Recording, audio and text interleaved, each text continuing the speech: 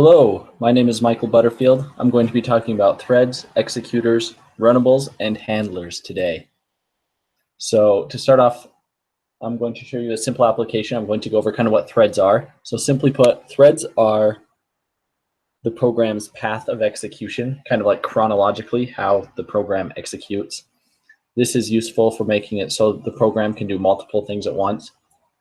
For example, if someone was trying to make a program where you do two things at once, like move your mouse and type at the same time, sometimes you could run into problems like Java would only react to one or the other, you moving your mouse or you typing. So threading is a good way to solve that problem.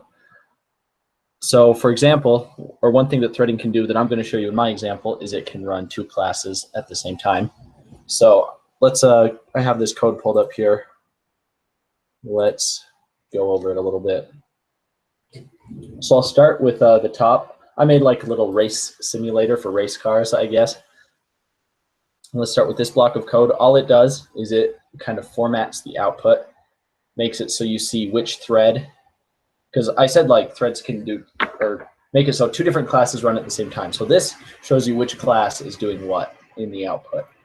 And so this block of code, this is, I guess you could say, the race cars themselves, if you're thinking of it as an actual object. So it implements runnable. So this is, that's what runnable is. It's something that implements so you can use it inside threading. It's used hand in hand with threading. So I made an array. The black car finished, the green car finished. It's basically just an array of the cars. And here I use a try-catch statement where I have an integer I is 0. And I use the length of the array, and it increases with every value that the array has, or every item that the array has. And it prints those out or sets it to a thread message for every single one. And between every one, it takes 3 seconds. That's 3,000 in milliseconds.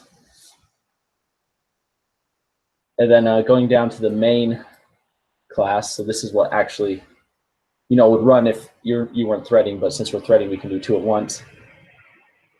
What this does is it has the thread message ready, set, go. It does the same thing. It does timing, and it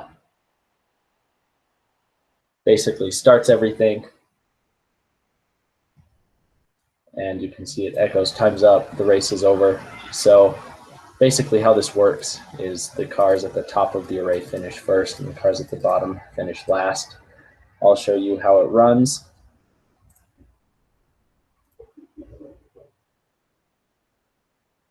So it says ready, set, go, and they're off. The race continues.